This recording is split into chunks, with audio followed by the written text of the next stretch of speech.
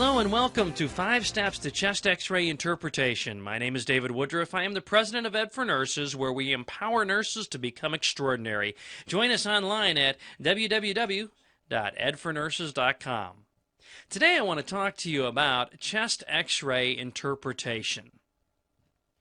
Now, in order to interpret a chest X-ray and to get some value out of what you're seeing at the bedside, so maybe you popped up an X-ray on your computer, or you happen to be looking at an actual film, which is hard to find anymore, but you happen to be looking at this X-ray and you want to try and make some sense out of it. Well, one thing to understand about X-rays is that the dark stuff is air, and the white stuff is going to be something heavy like lead, metal, barium, calcium, water, blood. So the heavy, thick stuff is going to be white, and the light, air-filled stuff is going to be dark. Now, a lot of times when we're looking at an X-ray, we get the two confused.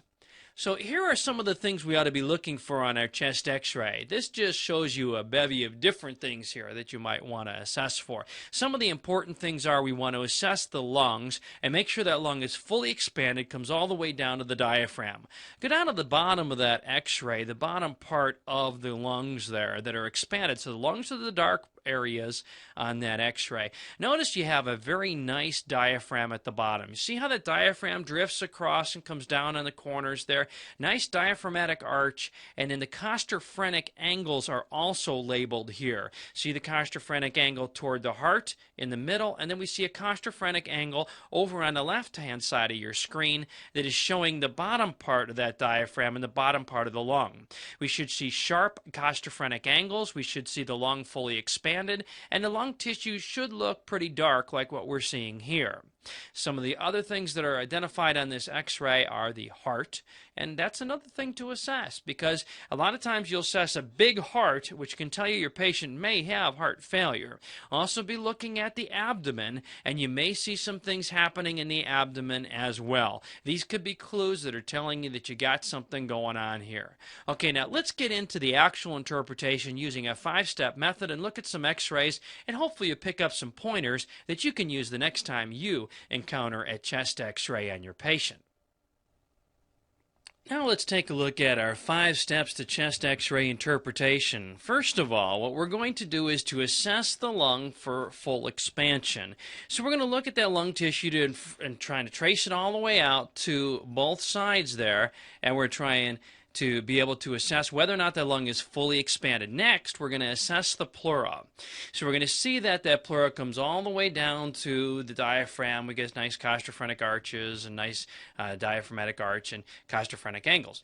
Then assess the pleura. We're going to make sure that it looks like it's supposed to. It's dark in nature. We're going to look for infiltrates. Then we're going to look at the mediastinum, make sure that that's doing okay. There isn't anything going on there with the heart. And lastly, assess the abdomen. So let's take a look at an X-ray, and let's do these 5 steps here. Okay, first of all,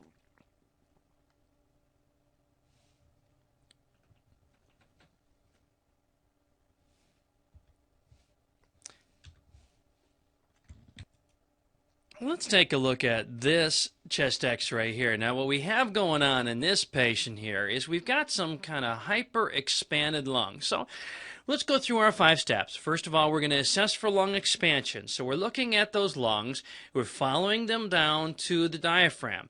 Now, you notice how the diaphragm here seems to be a little bit more flattened out than it was before? So in that normal chest X-ray, we had a little bit more of a nice diaphragmatic arch there at the bottom of our lung. Here it's more flattened out. Look how flat that diaphragm is going across the bottom. These are hyperinflated lungs. Also, notice how dark the lung tissue is up toward the top. So these are hyperinflated lungs. This is consistent with COPD. Next, assess the pleura. Very dark. We were just talking about that, so darker than we would anticipate. Look for infiltrates. I'm not seeing any infiltrates here on this particular X-ray. We are going to look at some other ones that will help you to identify those. Lastly, we're going to look at the mediastinum and the abdomen. We can't really see the abdomen from this X-ray, but we can look at the mediastinum and look at how big that heart is. Doesn't that heart look kind of big? Not unusual for a patient who has COPD to also have heart failure. So we could have some heart failure going on in this patient too. This is a patient who has pulmonary edema. Going back through our 5 steps, the first thing we do is assess for lung expansion. Now you see the nice diaphragmatic arch on the left-hand side of your screen, which is the right lung. You see that nice diaphragmatic arch? That's what we should have seen on the previous slide. So here we have a nice diaphragmatic arch. The lungs are fully expanded, but you got this white, cloudy, fluffy looking kind of thing going on. You see that? How it looks like fog. It looks like you're looking through fog. That's pulmonary edema.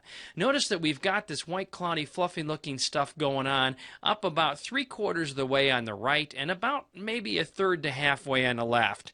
So this patient has some really pretty severe pulmonary edema that's going on here in this patient. Look how big the heart is too, okay? That's another cue that something's going on here, heart failure, and the patient's got pulmonary edema. Big heart. You see how big that heart is compared to that heart that we saw in the first slide? So we're looking at the mediastinum. This patient here is pulmonary edema. Now, contrast what you're seeing here as an infiltrate. White, cloudy, fluffy looking, looks like you're looking through fog. Contrast that with this one. Now see that infiltrate that we have going on here? Again, we're going to go through our 5 steps. Assess for lung expansion. The lungs are fully expanded. See that nice diaphragmatic arch? You see it very well on the right. Nice costophrenic angles. The lung is fully expanded. Assess the pleura.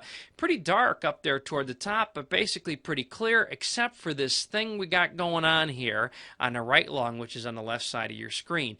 And this thing is very well encapsulated. Look how nice those margins are on that thing.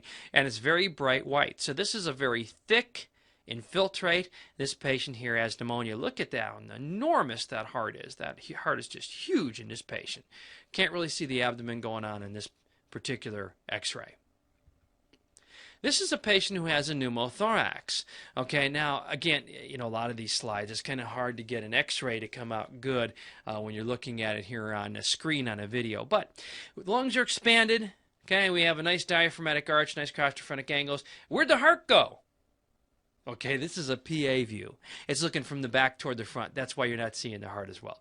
All right, now, what we're looking for here is we're looking for a pneumothorax. A pneumothorax is going to look like the lung is not fully expanded. Now, notice over on the left-hand side of your screen, the lung comes all the way out to the chest wall. But on the right-hand side, you notice how there's some arrows here. And what it's pointing to is it's pointing to a line. See that line there? I highlighted it for you. That line on the left side of the line is brighter than the right side. And it's a very distinct line there between the darker area on the right upper and the lighter area on the left lower. And that is a pneumothorax. There's air up in that spot. There's not lung tissue. There's air up in that spot. And that is a pneumothorax that's occurred. Here a patient has a pleural effusion. Okay, now notice on the left-hand side of your screen, that right lung, nice and fully expanded. We got nice diaphragmatic arches, costophrenic angles, but look at the right. On the right side of your screen, which is the left lung, we lost half the lung there, right? Now, how do you know this isn't pneumonia?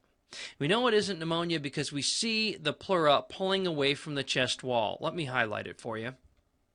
Here's where the chest wall should be, and you see here is where the pleura is. Okay, so what's happened is the pleura is pulling away from the chest wall. That means we've got fluid that's in that pleural space. This could be a pleural effusion, it could be a hemothorax, it could be an empyema. We really don't know which one it is, and we won't really know until we get in there with a chest.